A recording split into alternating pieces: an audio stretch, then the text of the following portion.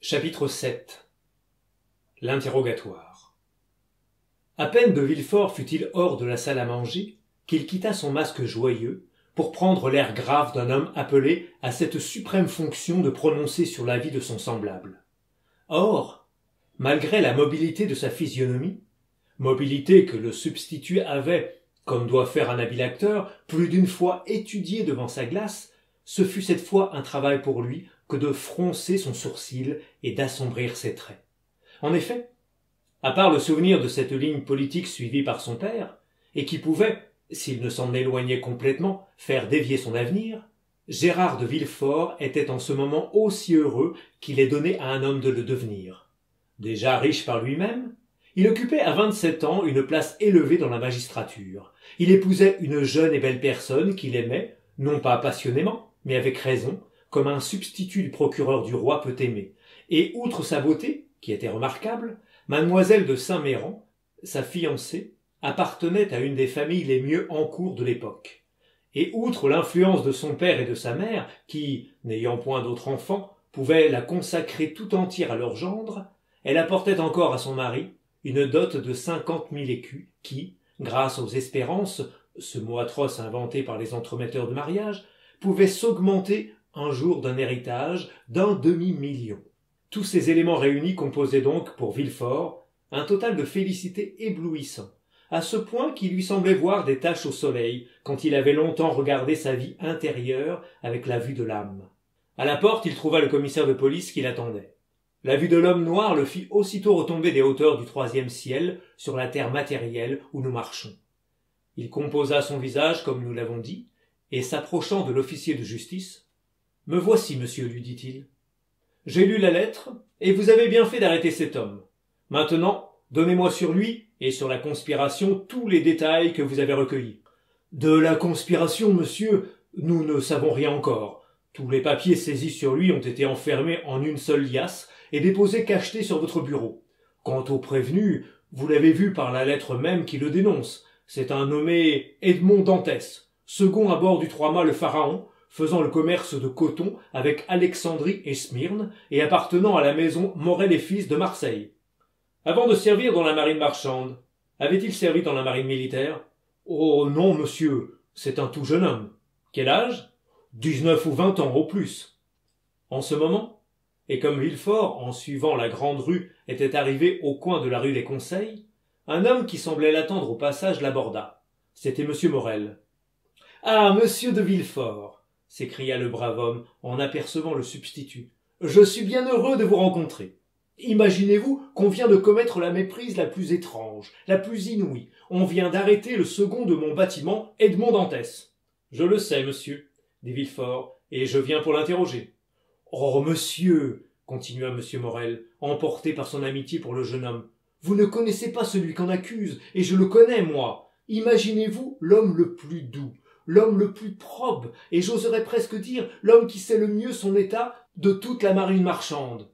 Oh, monsieur de Villefort, je vous le recommande bien sincèrement, et de tout mon cœur. » Villefort, comme on a pu le voir, appartenait au parti noble de la ville, et Morel au parti plébéien. Le premier était royaliste ultra, le second était soupçonné de sourd bonapartisme. Villefort regarda dédaigneusement Morel et lui répondit avec froideur. « Vous savez, monsieur, qu'on peut être doux dans la vie privée, probe dans ses relations commerciales, savant dans son état, et n'en être pas moins un grand coupable, politiquement parlant. Vous le savez, n'est-ce pas, monsieur ?» Et le magistrat appuya sur ces derniers mots, comme s'il en voulait faire l'application à l'armateur lui-même. Tandis que son regard scrutateur semblait vouloir pénétrer jusqu'au fond du cœur de cet homme assez hardi d'intercéder pour un autre quand il devait savoir que lui-même avait besoin d'indulgence. Morel rougit, car il ne se sentait pas la conscience bien nette à l'endroit des opinions politiques. Et d'ailleurs, la confidence que lui avait faite Dantès, à l'endroit de son entrevue avec le grand maréchal et des quelques mots que lui avait adressés l'empereur, lui troublait quelque peu l'esprit. Il ajouta toutefois, avec l'accent du plus profond intérêt. « Je vous en supplie, monsieur de Villefort, soyez juste comme vous devez l'être, bon comme vous l'êtes toujours, et rendez-nous bien vite ce pauvre Dantès. » Le « rendez-nous » sonna révolutionnairement à l'oreille du substitut du procureur du roi. « Eh, se dit-il tout bas. Rendez-nous, ce Dantès serait-il affilié à quelque secte de Carbonari pour que son protecteur emploie ainsi, sans y songer, la formule collective? On l'a arrêté dans un cabaret, m'a dit, je crois, le commissaire, en nombreuse compagnie, a-t-il ajouté. Ce sera quelque vente. Puis tout haut, monsieur, répondit-il, vous pouvez être parfaitement tranquille, et vous n'aurez pas fait un appel inutile à ma justice si le prévenu est innocent. Mais si au contraire il est coupable, nous vivons dans une époque difficile, monsieur, où l'impunité serait d'un fatal exemple. Je serai donc forcé de faire mon devoir.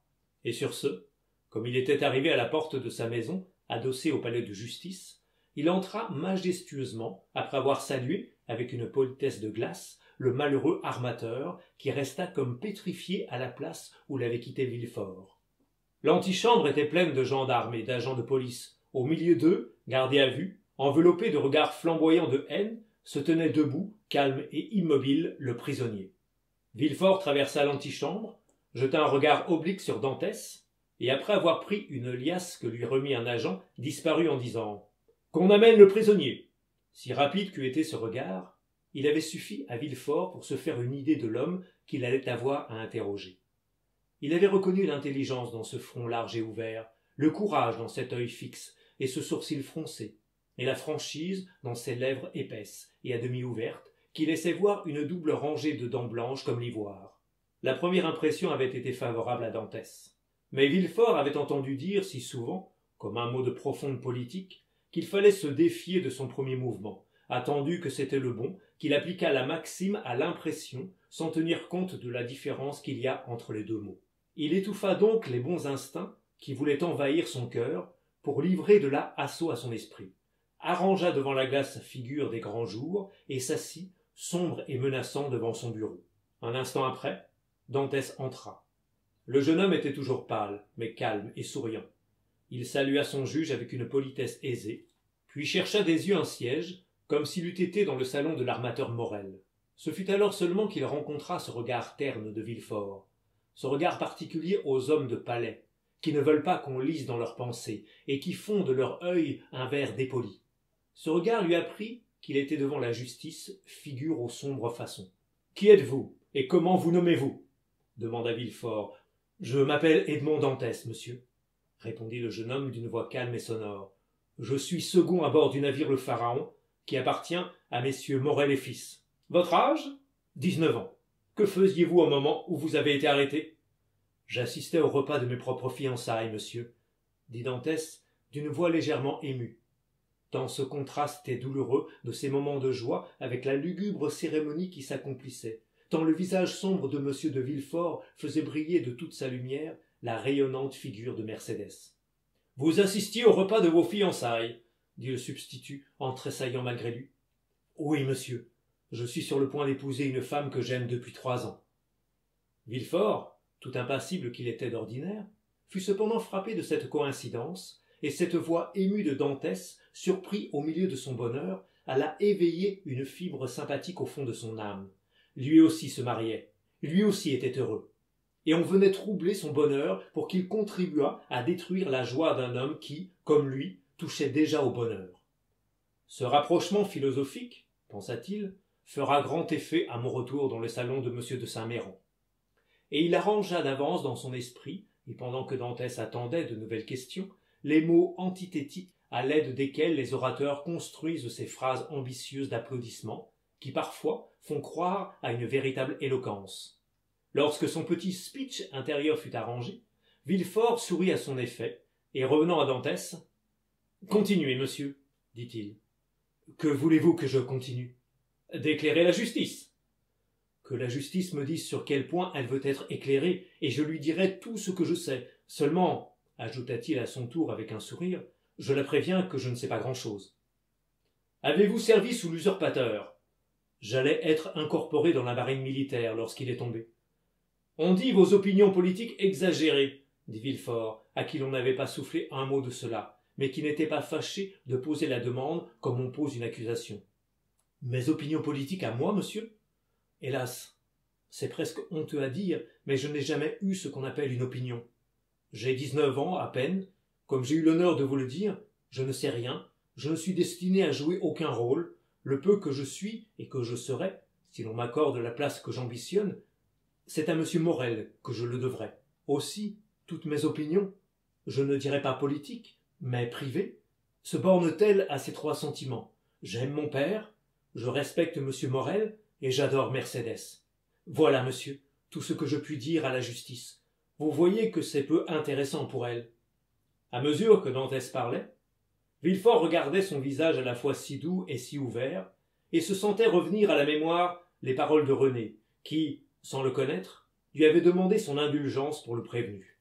Avec l'habitude qu'avait déjà le substitut du crime et des criminels, il voyait à chaque parole de Dantès surgir la preuve de son innocence. En effet, ce jeune homme, on pourrait presque dire cet enfant, simple, naturel, éloquent de cette éloquence du cœur qu'on ne trouve jamais quand on la cherche, plein d'affection pour tous, parce qu'il était heureux, et que le bonheur rend bons les méchants eux-mêmes, versait jusque sur son juge la douce affabilité qui débordait de son cœur.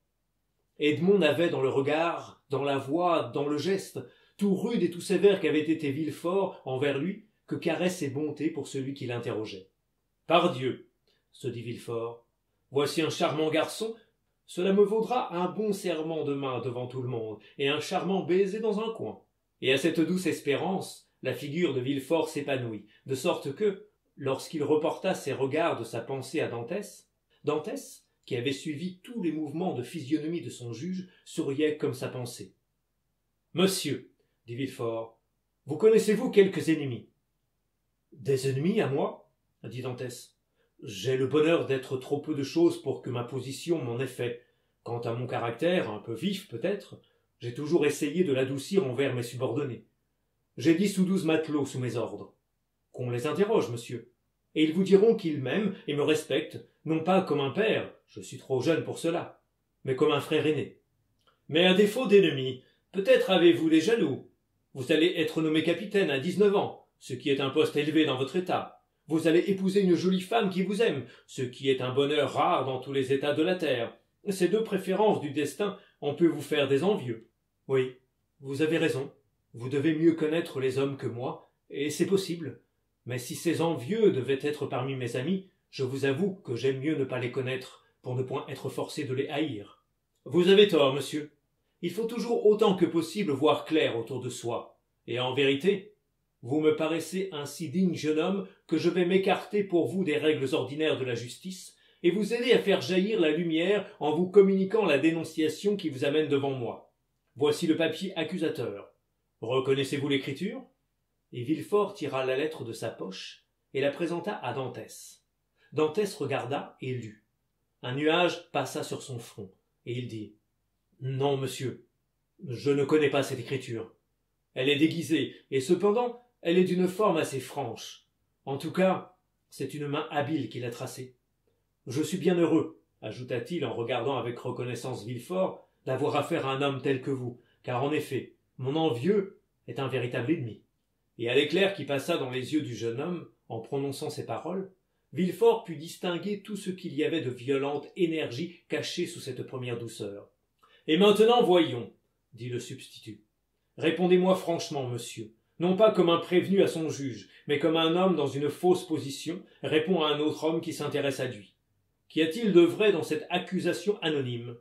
Et Villefort jeta avec dégoût sur le bureau la lettre que Dantès venait de lui rendre. « Tout et rien, monsieur, et voici la vérité pure, sur mon honneur de marin, sur mon amour pour Mercédès, sur la vie de mon père. »« Parlez, monsieur, » dit tout haut Villefort, puis tout bas il ajouta. « Si Renée pouvait me voir, j'espère qu'elle serait contente de moi, et qu'elle ne m'appellerait plus un coupeur de tête. Eh bien, en quittant Naples, le capitaine Leclerc tomba malade d'une fièvre cérébrale. Comme nous n'avions pas de médecin à bord, et qu'il ne voulut relâcher sur aucun point de la côte, pressé qu'il était de se rendre à l'île d'Elbe, sa maladie empira, au point que vers la fin du 3e jour, sentant qu'il allait mourir, il m'appela près de lui. « Mon cher Dantès, me dit-il, jurez-moi sur votre honneur de faire ce que je vais vous dire. Il y va des plus hauts intérêts. »« Je vous le jure, capitaine, lui répondis-je. »« Eh bien, comme après ma mort le commandement du navire vous appartient en qualité de second, vous prendrez ce commandement. Vous mettrez le cap sur l'île d'Elbe. Vous débarquerez à Porto Ferraggio. Vous demanderez le grand maréchal. Vous lui remettrez cette lettre. Peut-être alors vous remettra-t-on une autre lettre, et vous chargera-t-on de quelque mission. Cette mission qui m'était réservée, Dantès, vous l'accomplirez à ma place, et tout l'honneur en sera pour vous. Je le ferai, capitaine. Mais peut-être n'arrive-t-on pas si facilement que vous le pensez près du grand maréchal. Voici une bague que vous lui ferez parvenir, et qui lèvera toutes les difficultés. Et à ces mots, il me remit une bague. Il était temps. 2 heures après, le délire le prit. Le lendemain, il était mort. Et que fîtes-vous alors? Ce que je devais faire, monsieur, ce que tout autre eût fait à ma place. En tout cas, les prières d'un mourant sont sacrées, mais chez les marins, les prières d'un supérieur sont des ordres que l'on doit accomplir. Je fis donc voile vers l'île d'Elbe, où j'arrivai le lendemain. Je consignai tout le monde à bord, et je descendis seul à terre. Comme je l'avais prévu, on fit quelques difficultés pour m'introduire près du grand maréchal, mais je lui envoyai la bague, qui devait me servir de signe de reconnaissance, et toutes les portes s'ouvrirent devant moi. Il me reçut, m'interrogea sur les dernières circonstances de la mort du malheureux Leclerc, et comme celui-ci l'avait prévu, il me remit une lettre qu'il me chargea de porter en personne à Paris. Je le lui promis, car c'était accomplir les dernières volontés de mon capitaine. Je descendis à terre, je réglai rapidement toutes les affaires de bord, puis je courus voir ma fiancée, que je retrouvai plus belle et plus aimante que jamais. Grâce à M. Morel, nous passâmes par-dessus toutes les difficultés ecclésiastiques. Enfin, monsieur, j'assistais, comme je vous l'ai dit, au repas de mes fiançailles. J'allais me marier dans 1 heure, et je comptais partir demain pour Paris, lorsque, sur cette dénonciation que vous paraissez maintenant mépriser autant que moi, je fus arrêté. Oui, oui, murmura Villefort. Tout cela me paraît être la vérité, et si vous êtes coupable, c'est imprudence. Encore cette imprudence était-elle légitimée par les ordres de votre capitaine. Rendez-nous cette lettre qu'on vous a remise à l'île d'Elbe. Donnez-moi votre parole de vous représenter à la première réquisition et aller rejoindre vos amis. Ainsi je suis libre, monsieur? S'écria Dantès au comble de la joie. Oui, seulement donnez-moi cette lettre. Elle doit être devant vous, monsieur, car on me l'a prise avec mes autres papiers, et j'en reconnais quelques-uns dans cette liasse. Attendez, à qui est-elle adressée? À monsieur Noirtier, rue Coq-Héron, à Paris. La foudre tombée sur Villefort ne l'eut point frappé d'un coup plus rapide et plus imprévu. Il retomba sur son fauteuil, d'où il s'était levé à demi, pour atteindre la liasse de papier saisie sur Dantès, et, la feuilletant précipitamment, il en tira la lettre fatale sur laquelle il jeta un regard empreint d'une indicible terreur. Monsieur Noirtier, rue Coq-Héron, numéro 13, murmura-t-il, en pâlissant de plus en plus. Oui, monsieur, répondit Dantès étonné. Le connaissez-vous? Non, répondit vivement Villefort. Un fidèle serviteur du roi ne connaît pas les conspirateurs. Et il s'agit donc d'une conspiration? Demanda Dantès, qui commençait, après s'être cru libre, à reprendre une terreur plus grande que la première. En tout cas, monsieur, je vous l'ai dit, j'ignorais complètement le contenu de la dépêche dont j'étais porteur. Oui, reprit Villefort d'une voix sourde, mais vous savez le nom de celui à qui elle était adressée. Pour la lui remettre à lui-même, monsieur, il fallait bien que je le susse. Et vous n'avez montré cette lettre à personne? Dit Villefort, tout en lisant et en pâlissant à mesure qu'il lisait. À personne, monsieur. Sur l'honneur. Tout le monde ignore que vous étiez porteur d'une lettre venant de l'île d'Elbe et adressée à monsieur de Noirtier? Tout le monde, monsieur, excepté celui qui me l'a remise. C'est trop, c'est encore trop, murmura Villefort. Le front de Villefort s'obscurcissait de plus en plus, à mesure qu'il avançait vers la fin. Ses lèvres blanches, ses mains tremblantes, ses yeux ardents faisaient passer dans l'esprit de Dantès les plus douloureuses appréhensions. Après cette lecture, Villefort laissa tomber sa tête dans ses mains et demeura un instant accablé. « Oh mon Dieu, qu'y a-t-il donc, monsieur » demanda timidement Dantès. Villefort ne répondit pas, mais au bout de quelques instants, il releva sa tête pâle et décomposée et relut une seconde fois la lettre. « Et vous dites que vous ne savez pas ce que contenait cette lettre » reprit Villefort. « Sur l'honneur, je le répète, monsieur, » dit Dantès. « Je l'ignore. Mais qu'avez-vous, vous-même, mon Dieu? Vous allez vous trouver mal. Voulez-vous que je sonne? Voulez-vous que j'appelle? » « Non, monsieur, » dit Villefort, en se levant vivement. « Ne bougez pas, ne dites pas un mot. C'est à moi à donner des ordres ici, et non pas à vous. »« Monsieur, » dit Dantès blessé, « c'était pour venir à votre aide, voilà tout. »« Je n'ai besoin de rien. Un éblouissement passager, voilà tout. Occupez-vous de vous et non de moi. Répondez. Dantès attendit l'interrogatoire qu'annonçait cette demande, mais inutilement. Villefort retomba sur son fauteuil, passa une main glacée sur son front ruisselant de sueur, et pour la troisième fois se mit à relire la lettre. « Oh, s'il sait ce que contient cette lettre, murmura-t-il, et qu'il apprenne jamais que Noirtier est le père de Villefort, je suis perdu, perdu à jamais. » Et de temps en temps il regardait Edmond, comme si son regard eût pu briser cette barrière invisible qui enferme dans le cœur les secrets que garde la bouche. « Oh, n'en doutons plus !» s'écria-t-il tout à coup. « Mais au nom du ciel, monsieur !» s'écria le malheureux jeune homme. « Si vous doutez de moi, si vous me soupçonnez, interrogez-moi, et je suis prêt à vous répondre. » Villefort fit sur lui-même un effort violent, et d'un ton qu'il voulait rendre assuré. « Monsieur, les charges les plus graves résultent pour vous de votre interrogatoire. Je ne suis donc pas le maître, comme je l'avais espéré d'abord, de vous rendre à l'instant même la liberté. Je dois, avant de prendre une pareille mesure, consulter le juge d'instruction. En attendant, vous avez vu de quelle façon j'ai agi avec vous. »« Oui, monsieur, » s'écria Dantès, « et je vous remercie, car vous avez été pour moi bien plutôt un ami qu'un juge. »« Eh bien, monsieur, je vais vous retenir quelque temps encore prisonnier, le moins longtemps que je pourrai. La principale charge qui existe contre vous, c'est cette lettre. Et vous voyez... » Villefort s'approcha de la cheminée, la jeta dans le feu, et demeura jusqu'à ce qu'elle fût réduite en cendres. « Et vous voyez, continua-t-il, je l'anéantis. »« Oh !» s'écria Dantès. « Monsieur, vous êtes plus que la justice, vous êtes la bonté. »« Mais, écoutez-moi, poursuivit Villefort, après un pareil acte. Vous comprenez que vous pouvez avoir confiance en moi, n'est-ce pas? Oh, monsieur, ordonnez et je suivrai vos ordres. »« Non, dit Villefort, en s'approchant du jeune homme. Non, ce ne sont pas des ordres que je veux vous donner. Vous le comprenez. Ce sont des conseils. Dites, et je m'y conformerai comme à des ordres. Je vais vous garder jusqu'au soir ici, au palais de justice. Peut-être qu'un autre que moi viendra vous interroger. Dites tout ce que vous m'avez dit, mais pas un mot de cette lettre. Je vous le promets, monsieur. C'était Villefort qui semblait supplier. C'était le prévenu qui rassurait le juge. Vous comprenez, dit-il, en jetant un regard sur les cendres qui conservaient encore la forme du papier et qui voltigeaient au-dessus des flammes. Maintenant cette lettre est anéantie. Vous et moi savons seuls qu'elle a existé. On ne vous la représentera point. Niez-la donc si l'on vous en parle. Niez-la hardiment. Et vous êtes sauvé. Je nierai, monsieur. Soyez tranquille. Bien, bien, dit Villefort en portant la main au cordon d'une sonnette, puis s'arrêtant au moment de sonner. C'était la seule lettre que vous eussiez? La seule. Faites-en serment. Dantès étendit la main. Je le jure. Villefort sonna. Le commissaire de police entra. Villefort s'approcha de l'officier public et lui dit quelques mots à l'oreille.